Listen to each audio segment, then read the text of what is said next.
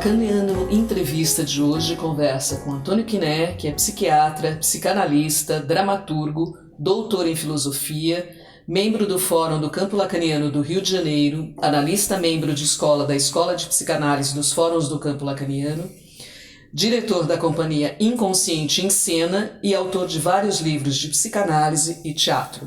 Bem-vindo, Quiné. Olá, tudo bem, Patrícia? Tudo jóia. Bom, eu queria começar te perguntando por que a psicanálise e por que a psicanálise de orientação lacaniana? Muito bem. Bom, eu estou ainda sob o impacto, né, do meu novo livro que acabou de sair, que se chama O Inconsciente Teatral, Psicanálise, Homologias entre Psicanálise e Teatro. Então, a minha resposta vai ser um pouco em função dessa minha vivência que eu tenho feito nos últimos 15 anos, né? Entre a psicanálise e o teatro. Bom, a minha escolha da psicanálise foi uma escolha muito cedo. Muito cedo. Eu me interessei, digamos, por duas vias. Pela psicanálise. A via do sofrimento psíquico, do meu próprio sofrimento psíquico e a procura de algo que pudesse tratar esse sofrimento, e eu não vi outra maneira além da psicanálise, ou seja, pelo próprio processo de deciframento da causa dos meus sintomas e da minha angústia, e por outro lado um grande interesse intelectual que a psicanálise sempre me despertou demais, o desejo de saber.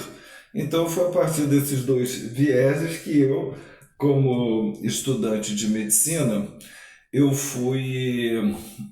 entrei para a psicanálise. Mas teve um fator desencadeante que foi muito interessante, porque quando eu entrei para a faculdade de medicina,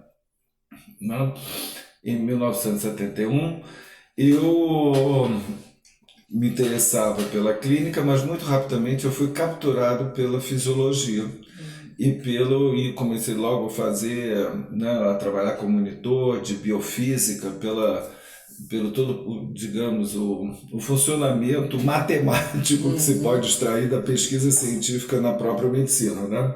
E quando eu comecei a fazer clínica médica, já no terceiro e quarto ano da faculdade, eu me interessei pela biofísica e fisiologia cardíaca e fui fazer um ambulatório de cardiologia.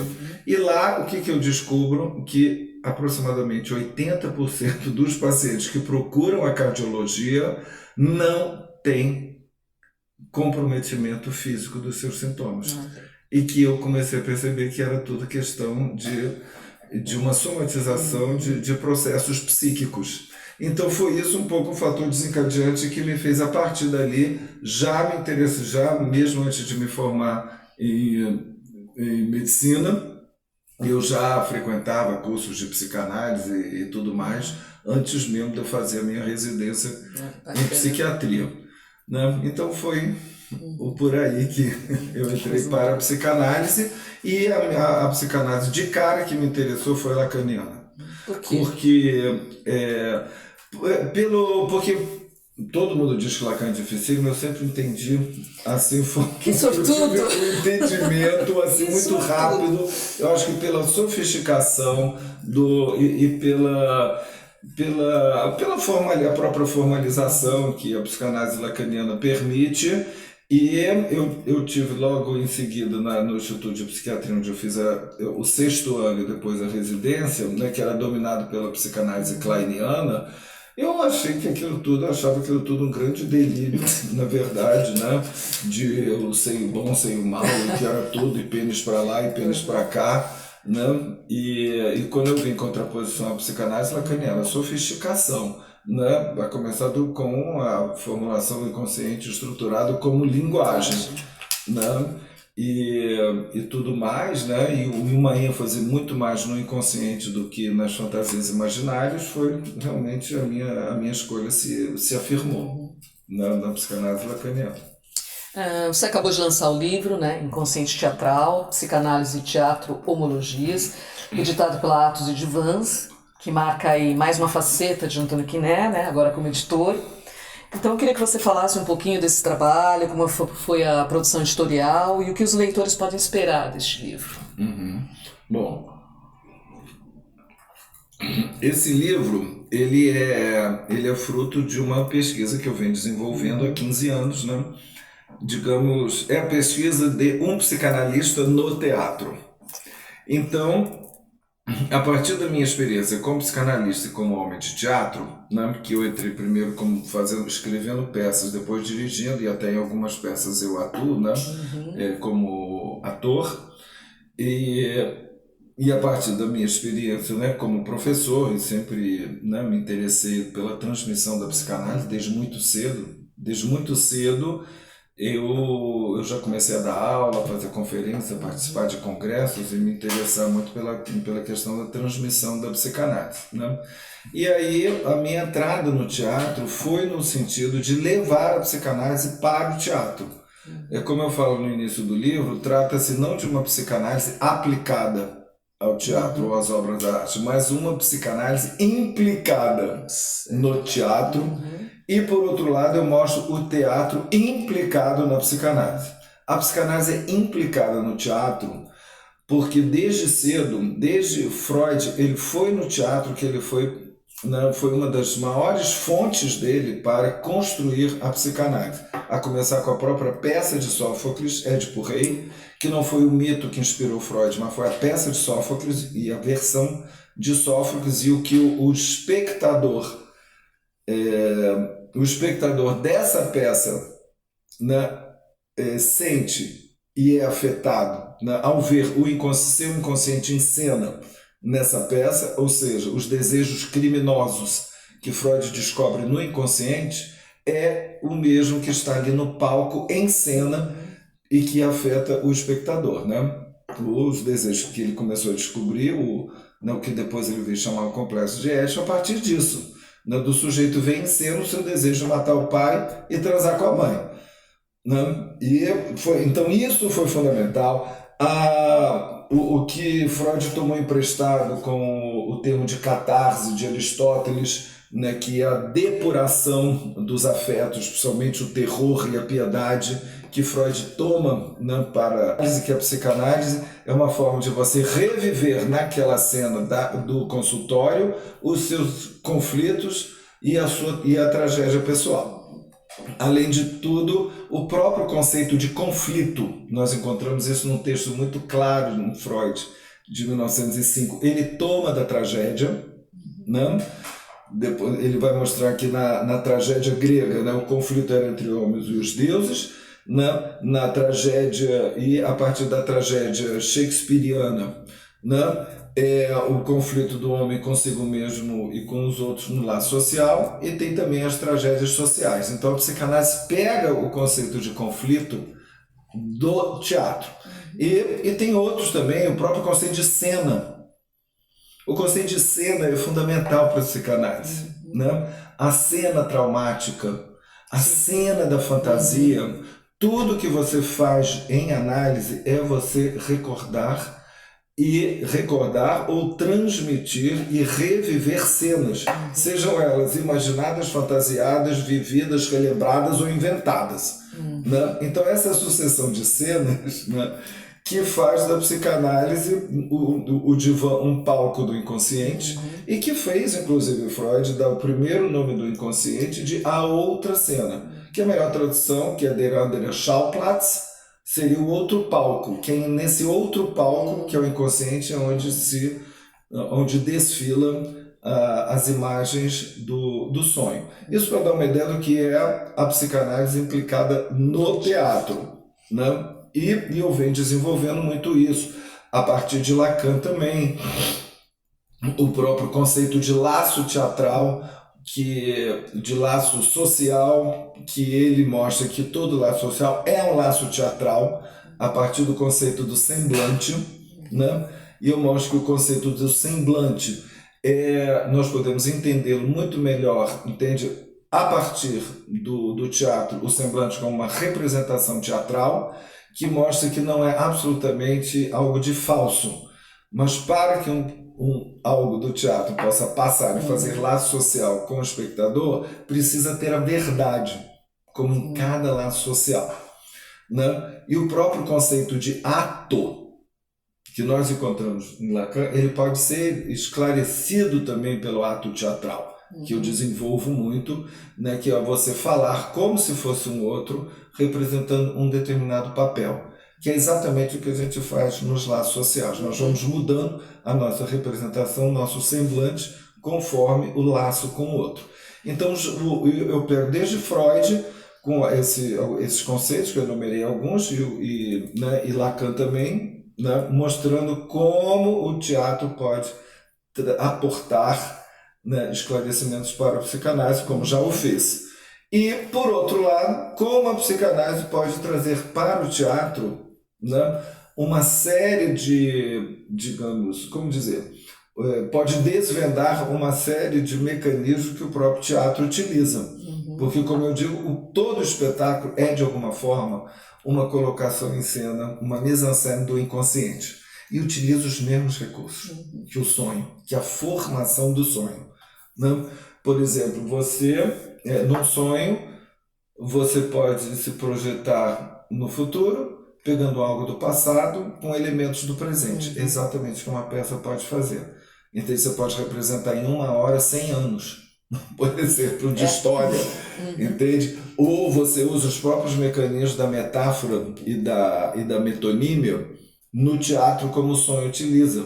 As botinas de Nelson Rodrigues, né? As botinas que representam o homem ausente, né? As botinas abertas, que representam a barriguilha aberta, né? Que estão ali, né? E isso para dar um exemplo da questão da temporalidade, das leis, né? Da linguagem, que são as mesmas do inconsciente, como isso é teatral, né? E também como, né, eu trabalho muito o âmbito do real no livro, né? O real do espetáculo, que é diferente do cinema, que você vê imagens. Sim. Mas ali no laço, né, do teatro, nós temos ali aquele real de um acontecimento único, efêmero, transitório, mas que pode se eternizar para sempre no momento que afeta o espectador em algo do real dele. Então, para as pessoas de teatro também é um livro que abre toda uma perspectiva psicanalítica de se trabalhar o teatro. Então, isso na primeira parte do meu livro eu trabalho conceitualmente, indo de lá para cá, de cá para lá, do teatro para a psicanálise, da psicanálise para o teatro. E na segunda parte do meu livro eu entro naquilo que é a minha prática teatral como transmissão da psicanálise, em que eu tomo peça por eu peço 7 das minhas peças e mostro em cada peça o que eu quis transmitir, né? Fazendo um resumo da peça e utilizando também as falas de críticos e de espectadores qualificados, de psicanalistas, né? Para falar sobre isso que eu considero a minha transmissão da psicanálise no teatro. Bom, você tem trabalhado muito essa noção de inconsciente, né? Tua própria companhia de teatro chama Inconsciente em Cena, né? No livro recém-lançado você propõe um novo conceito, que é o de inconsciente teatral, né? O próprio Freud já dizia que o artista antecede o psicanalista, já que ele teria acesso ao inconsciente de uma forma bem maior que os neuróticos, né? Então, o que tem de novo nesse inconsciente teatral que você está propondo aí? Olha, talvez o que tem de novo é uma formulação de algo que nós já encontramos em Lacan propriamente falando, né? Que é uma articulação mebiana e, digamos, mebiana primeiramente, e a partir do novo-romeano, né, entre os registros do próprio inconsciente, né? Mebiano primeiro, porque eu mostro como o inconsciente ele não está dentro nem está fora. ele está dentro e fora. Então, como a realidade psíquica se mistura com a realidade, né, física, digamos assim, da percepção, e como o que essa cena que nós estamos vivendo agora, você me entrevistando, né? Temos Sinara também que está aqui, né, conosco, né, assistindo a entrevista, nessa cena aqui na minha casa, neste momento, nessa hora. É uma cena. Sim. Eu falando, você me perguntando, Sinara ouvindo, lá fora estão os passarinhos que nós fechamos a janela para não atrapalharem a nossa entrevista. Porém, eu estou nessa cena, mas dessa cena faz parte da minha outra cena, que é o meu inconsciente. Sim. E que está presente também, e que de repente posso resvalar num ato falho, em alguma coisa, mas mesmo se eu não resvalo em nada, está presente o tempo todo. Então, a cena da realidade, ela está completamente entremeada com essa outra cena, medianamente, não? Você não separa o dentro e o fora. E por outro lado, assim, vamos pegar o que é o teatro, né? Para a gente ir para o meu conceito de inconsciente teatral, que o teatro desvela de uma forma evidente. No teatro nós temos o texto do autor, né? Que é falado, são os diálogos ou monólogos ou que está ali presente, né? Isso é o simbólico da linguagem.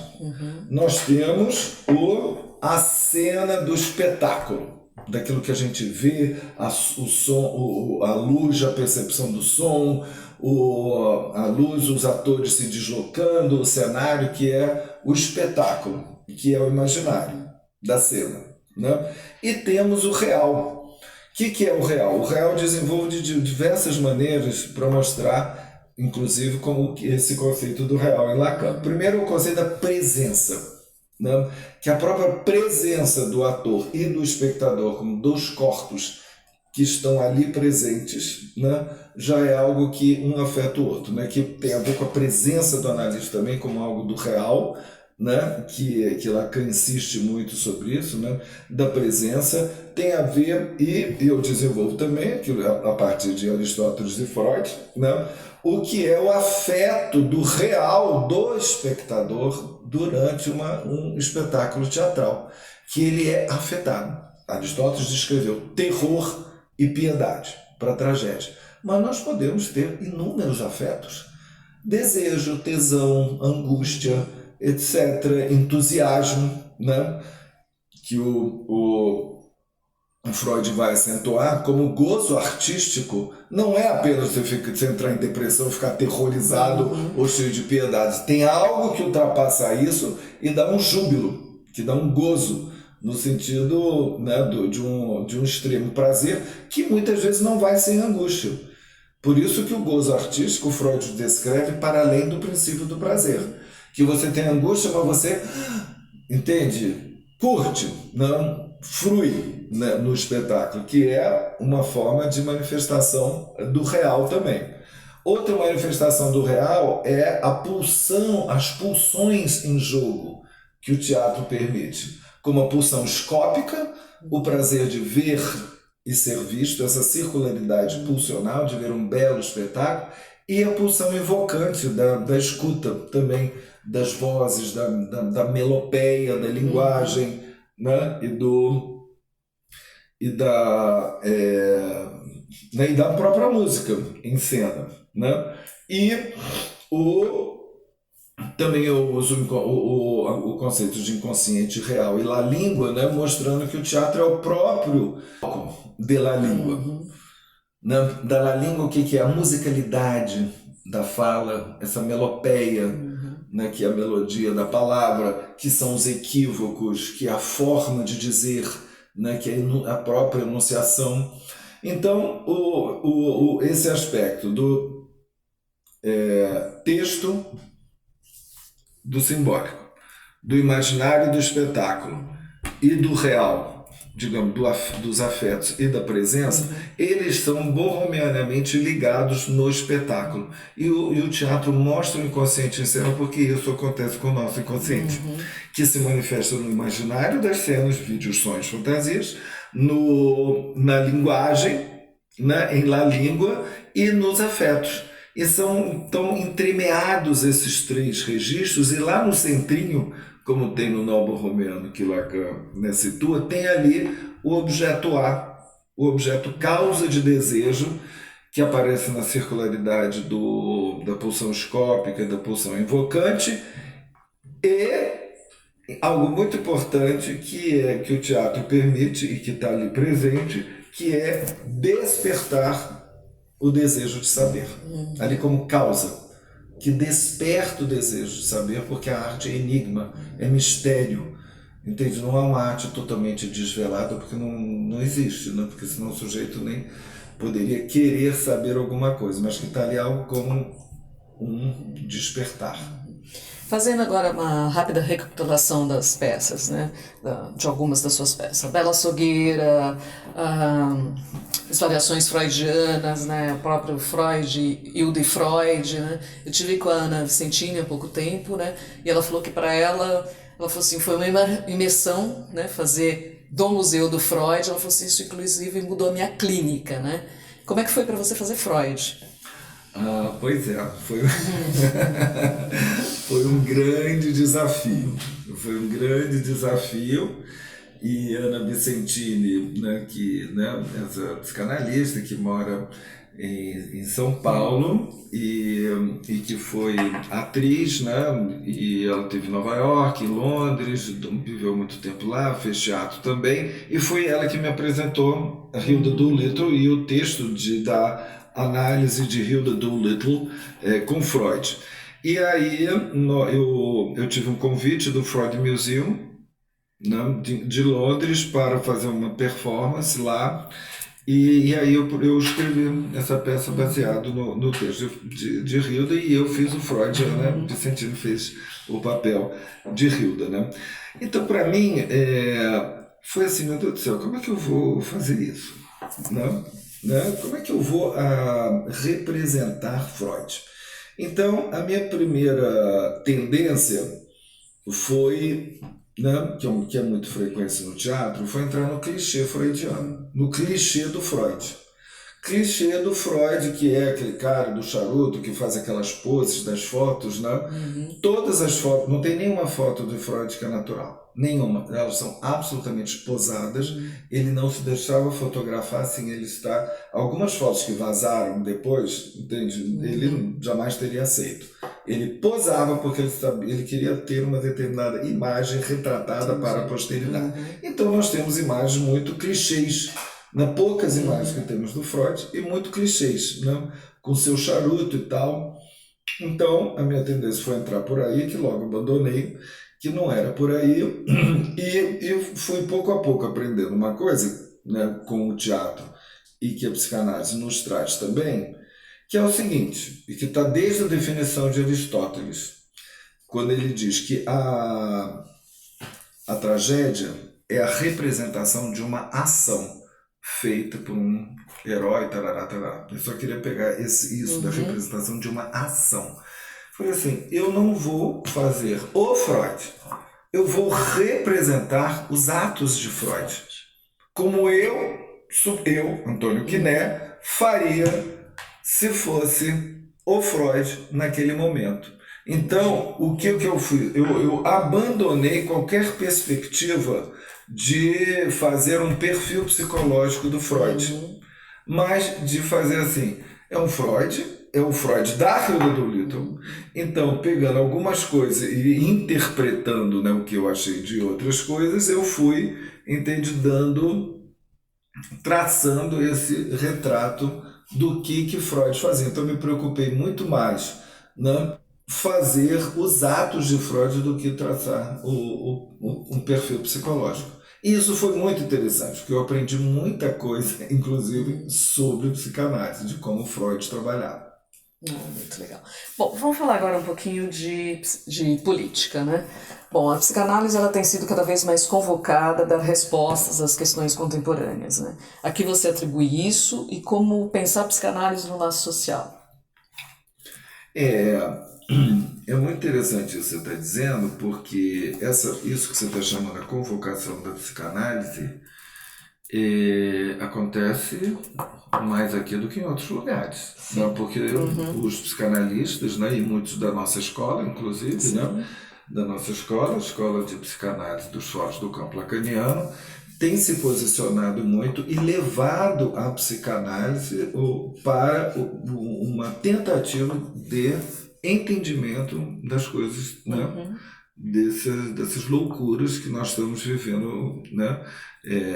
Atualmente. Eu acho que, primeiro, há uma necessidade de interpretação mesmo, né? Porque o que acontece atualmente é uma grande manipulação, né, pela ideologia dominante e uma tendência de fazer de todos marionetes e a partir de quê? De propostas absolutamente fakes, né? Parece que o mundo fake tomou conta, o lugar, né? E tomou conta do que é, né, a própria realidade. O que eu tenho dito muito desde, né, na época assim, bem assim, anterior ao golpe, né, do impeachment da Dilma, eu lancei uma série de vídeos que eu chamei os psicanalistas, psicanálise na polis, né? E polis eu entendo da seguinte forma, né? A polis, né, e que é o lugar da política, da onde que vem a política. E eu encontrei em Heidegger uma definição que condiz muito com o que eu penso, né? Que ele interpreta a polis grega, que a polis é cidade, seria a tradução de cidade. Só que é a cidade no sentido da organização política de uma cidade, não política apenas partidária, etc., né? De representação ou participação, não. É como é que uma cidade se organiza, suas instituições, seus laços sociais, a família, as profissões, etc. E como é que aquilo se organiza, aquele aglomerado de seres humanos. Como é que vivem, como é que se distribuem, quem tem acesso a tal, não sei o quê. Então, eu considero... Aí, Heidegger fala assim, o sacerdote, no caso lá, ele está na polis como sacerdote, o pedreiro como pedreiro, né? O pintor como pintor, o médico como médico. E eu acho que o psicanalista deve estar também como psicanalista. E estar como psicanalista na polis não é apenas fazer, né, estar, digamos, propondo tratamento psicanalítico individual. É também propor, como, né, temos o exemplo desde Freud, que curou a psicanálise, o que pode ser, né, uma interpretação e, tal, por que não também, assinalar algum tratamento do mal-estar na civilização. Então eu acho que o psicanalista na polis e o papel do psicanalista, ele não é apenas como todo cidadão, entende? Que deve participar, de escolher um partido, de escolher ir nas manifestações, de ter as suas preferências por políticos e tal, mas poder trazer o saber psicanalítico para pensar a polis. Ou seja, entrar na polis como psicanalista. Né? Como psicanalista. E que nós temos muito material, digamos assim, nós temos muitos conceitos para podermos trazer isso para a sociedade, para que a psicanálise seja um discurso a mais que possa dialogar com os outros discursos que compõem as subjetividades da nossa época. Então essa é a minha, assim, a minha perspectiva, né, de interpretarmos um pouco, né, as coisas que vêm acontecendo. E em termos do meu teatro, não sei se eu estou me antecipando a alguma pergunta sua. O meu teatro sempre foi político. Né? Ele sempre, desde que eu entrei, sempre foi político. Inclusive, eu comecei, né, a fazer teatro na época da faculdade de medicina, que era os anos de chumbo. Eu até tenho uma parte, não sei se você já leu, na segunda parte, então dá uma lida, eu chamo memorial. Meu memorial teatral, que é a minha entrada, não fazer um ensaio autobiográfico, até esse termo, né, de um texto do Freud. né, que eu mostro como é que foi a minha entrada no teatro e que foi nessa época, né, no início dos anos 70, 1970, em que estava rolando Braba, os anos de chumbo, a ditadura militar, com várias pessoas sendo presas, com várias pessoas desaparecidas e tudo mais, e várias pessoas da UFRJ, né, de várias faculdades, fundamos um grupo chamado TEU, Teatro Experimental Universitário, para, digamos, denunciar a ditadura e, ao mesmo tempo, fazer teatro, que todo mundo gostava de teatro. E nós não fomos nada sutis, né? Nós começamos com uma peça do Brecht chamada Terror e Miséria no Terceiro Reich. Só! Mostrando, e era impressionante, os esquetes, são várias cenas muito curtas, né, nessa peça, e que mostrava a aproximação do que estava acontecendo. A imposição da ideologia dominante, o você não poder falar determinados temas, etc., né? A censura comendo solta, né? Como nós estamos vendo que vem acontecendo, né? Esse fim de semana, né? Aconteceu essa censura na Bienal, né? De livros com temática LGBT, que foi um absurdo pelo prefeito Crivella, aqui do Rio de Janeiro, e, né, já mostrando índices de censura. A Ancine, né, também de cinema, está sendo censurado, né? Estou indo contra a temática LGBT, parece uma mania, né? Que eles têm uma obsessão, não dá para entender porquê.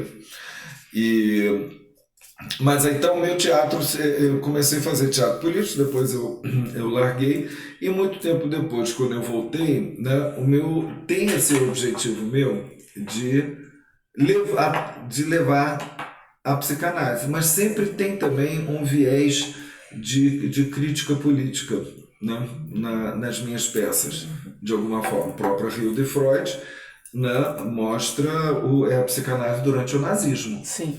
E o que Freud descreve naquela época, em 1933, que ele fala da censura dos livros e da queima espetacular que fizeram de livros em várias cidades da Alemanha, na lista negra incluía Einstein. Olha só, queimar Einstein, os livros de Einstein, Kafka, Brecht, de teatro, né? E Freud também. Né? Você vê que a gente, por exemplo, então aparece um cunho político, porque é uma peça de 33 e que eu sempre abro debate depois das minhas peças. Sim. Todo mundo associa com o que está acontecendo, né? Então tem esses dois vieses, né, que eu acho importante aí no teatro, né? E o Badiou sempre mostra muito, né, que eu também é um grande filósofo e apaixonado pelo teatro, que ele mostra esse poder político do teatro. Por quê? Bom, se você me deixar... Não, vambora! Porque tem uma coisa que a arte permite, que é uma coisa muito interessante, e o teatro, né, que eu trabalho mais, né, mostra isso, é o seguinte: ele permite mostrar algo do real que a realidade vela. É como se o teatro, ao você colocar algo em cena ali com aquele dispositivo totalmente artificial, mas você desvela um real que a realidade cotidiana vela.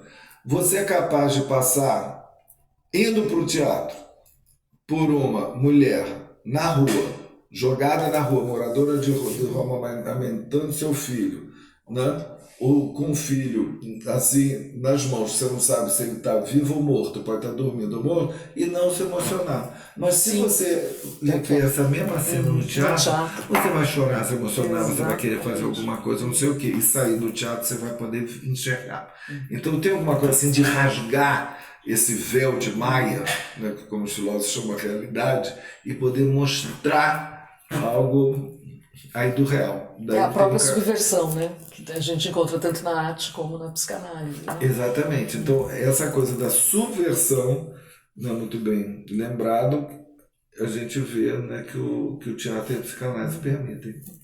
Bom, você acredita que a gente está vivendo aí uma paixão pela ignorância, um ódio ao saber? Você cunhou uma expressão, né, que é o ignoródio. Queria que você falasse um pouquinho sobre isso. Pois é. Infelizmente eu acho, né, tomando emprestado de Lacan, né, que define que existem 3 paixões do ser: o amor, o ódio e a ignorância. Né? E ele lá mostra, né, calcado em Freud, como o amor e o ódio vêm muito junto, muitas vezes, né? O enamoródio, né? Que você ama e você odeia, né? Thanatos e Eros misturado, né? E a partir disso, eu comecei a pensar a nossa realidade atual, se ela não estaria dominada por 2 paixões mescladas, que é o ódio, né? Porque nós estamos vendo o discurso do ódio cada vez mais veemente, não apenas vindo da narrativa oficial do presidente da República, né, desde a sua candidatura, como ódio, e ódio às minorias, ou ódio a nem a minoria, não podemos dizer que mulher seja minoria, nem negro minoria, nem índio, né, mas ódio às mulheres, entende? Uma misoginia horrorosa, que é outra paixão, né? Os misóginos são apaixonados, sim. Os homofóbicos também, né? A paixão da homofobia, a paixão, né? Que são ódios, que é um ódio que vai desde a narrativa até o xingamento e o assassinato. O número de mulheres de feminicídio aumentou muito ultimamente, o número de que eu chamo de ataques homoterroristas, né? Nem mais homofobia, aumentou muito também. Os negros, está tendo um genocídio de negros, né? Aqui no Rio de Janeiro, né? De pobres e negros. Então, assim, essa propagação dessa, como dizer, dessa cultura do ódio, ela vem acompanhada também do ataque ao saber. Ao ataque ao saber, ataque à ciência, como a gente viu, Einstein sendo queimado por ser judeu, a pesquisa, as bolsas de pós-graduação sendo, né, cortadas da CAPES, o CNPq estão dizendo que vai acabar ou que vai virar um braço de, sei lá, outra instituição, as universidades federais sendo atacadas também, a pesquisa no Brasil sendo atacada em todos os sentidos. O ataque às universidades federais às vezes é explícito, mas também é velado, porque diminuem as verbas e as pessoas não podem manter a estrutura até de pagar a conta de luz e fazer limpeza nas universidades. Então, isso é um ataque grande ao saber, né? Ou seja, de uma promoção da ignorância. E qualquer coisa que remeta àquilo que é próprio da pesquisa, né? Que é o desejo de saber, né? Como eu estava falando, que o teatro desperta o desejo de saber, a análise se baseia no desejo de saber. Também, para você poder se analisar, você é calcado no seu desejo de saber. A psicanálise, as artes e a ciência, né? Tudo que é ligado a um desejo de saber está sendo atacado para a ignorância ser valorizada. Então, hoje em dia, nessa narrativa terrível, abominável, que vem da presidência da República, desse governo, né, é como se a ignorância equivalesse ao saber. A minha ignorância equivale ao seu saber. Por que o seu saber é melhor que a minha ignorância? Né? Então, esse ataque, por isso que eu cunhei essa expressão, o ignoródio. Esse ignoródio, ele é uma arma, ele é uma estratégia terrível, né, que está sendo, né, utilizada para atacar as minorias e atacar né, tudo que é da ordem do saber. Entende? Essa censura que teve dos quadrinhos e dos livros sobre diversidade sexual, diversidade de orientação sexual, né? De quadrinhos que fala de amor entre mulheres, de amor entre homens, de questões de identidade sexual, de ir contra o que? Um pensamento único, que é o não queira saber. Há uma ordem de não queira saber. Tudo que você quiser saber, inclusive sobre a sexualidade, tem que ser, né? Não pode. Tem que ser censurado. Então isso também é uma grande manifestação, né, de ignoródio, né, de um ataque à diversidade para fazer imperar um pensamento único, calcado na religião, numa interpretação da É isso que eu ia te religião. perguntar agora, né? Porque Não. agora é tudo em nome de Deus, né? E eu fico me lembrando do texto, O Triunfo da Religião, né? Então a gente está nesse viés e nesse discurso, né? Que é tudo em nome de Deus, né? A igreja aí com tudo, principalmente uma corrente evangélica, né? Exatamente, né? E é um discurso que está sendo utilizado, né, pela, vamos chamar, narrativa oficial, né, que é totalmente hipócrita. Para começar, é de uma hipocrisia absurda, né? Dizer que, né, Deus acima de tudo e o Brasil acima de todos é a maior mentira que tem, porque é em nome desse slogan, né, que o Brasil está sendo entregue ao capital estrangeiro, entregue às nações estrangeiras e principalmente à dominância e dependência dos Estados Unidos. Né? Quer dizer, primeiro eu queria mostrar que isso é um discurso absolutamente hipócrita. É hipócrita, entende? Alguém falar que Deus está acima de tudo e no dia seguinte fazer uma apologia da tortura? Como? Então, eu queria primeiro salientar, há uma hipocrisia, né? Uma hipocrisia maciça e que continua falando que é em nome de Deus. Agora, em nome de Deus se cometeram ao longo da história as maiores atrocidades.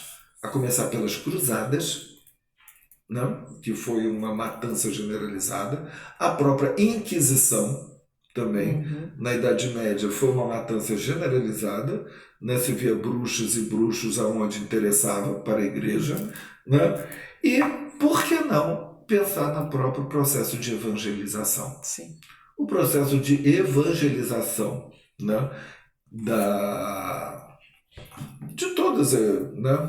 Principalmente das religiões cristãs, né? Que vai desde, né, a católica apostólica romana, mas também as evangélicas atuais, no processo de evangelização é um processo também de dominação. De dominação e não respeito pela cultura do outro. E é uma forma de você dominar o outro, né? E nós sabemos que tem motivos, né, econômicos muito fortes, né? E às vezes muito claros, né? E de hipocrisia, negociação, e isso é, né, algo absolutamente infame, né? Mas se você pensar o que foi o processo de evangelização, ou seja, de fazer as pessoas virarem cristãs, né? Como os jesuítas fizeram aqui no Brasil também, né? Isso já é uma agressão enorme. Isso é uma agressão enorme, né? Por que você vai fazer, né, os índios, né, abdicarem das suas crenças, o que é para ganhar o reino dos céus? Que reino é esse? Né? Então eu só queria chamar a atenção que esse processo, que hoje está absolutamente evidente, né, o absurdo que ele começou desde, né, a invasão do Brasil, que chama de descobrimento do Brasil, né? Da invasão dos portugueses e de todas as outras potências estrangeiras no Brasil, impondo um tipo de religião. E Lacan deixou muito claro aquilo que você lembrou do triunfo da religião. Ele mostra a incompatibilidade entre a psicanálise e a religião. Se a religião triunfar, será o fracasso da psicanálise. Então, tempos sombrios. Tempos sombrios. Bom, para finalizar, eu queria que você me falasse agora dos seus projetos. Você vai fazer lançamento do seu novo livro no Brasil, tem retorno de peças aí. O que podemos esperar de Antônio Quiné até o final do ano? Pois é, tem muita coisa por aí. Né? Por um lado, eu já tenho vários convites, né, para fazer o lançamento desse livro Inconsciente Teatral, né, em várias cidades. Em breve estarei também, né, em outubro vou estar em São Paulo, em Belo Horizonte, né, por um lado. Tenho já outros lançamentos previstos também. né? Em termos de peça, eu continuo em cartaz com essa peça que começou em 2013, que é Rio de Freud, né? Nós vamos apresentar proximamente em Búzios, e o ano que vem já tem uma perspectiva, já temos o convite para apresentar em Manaus, em Campo Grande, no Mato Grosso do Sul, e no Festival de Campina Grande, na Paraíba, né? E estamos ainda vendo como é que a gente faz para ir para São Paulo. Já tive algumas propostas e tal, estamos tentando ver a agenda e tal. E fora disso, eu tenho 3 outros projetos de peça que eu não estou vendo como é que faz, como é que a gente vai fazer, porque nós estamos também num período muito difícil e que a gente não está conseguindo patrocínio.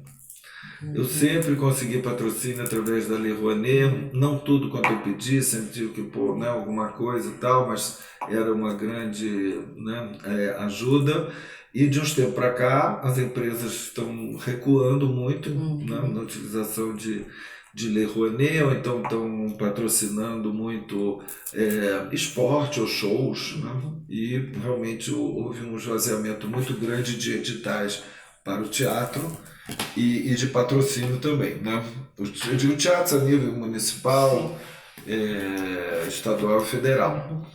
Né? Mas, vamos ver, os projetos estão aí. Um é o retomar e fazer uma remontagem musical da minha peça do Arthur Quarto, que é uma peça sobre Torquato Neto, que foi um grande artífice ao lado do Caetano Veloso, né, do tropicalismo, né, um intelectual do tropicalismo, e um grande poeta e músico, né, que eu fiz essa peça há uns 12 anos atrás.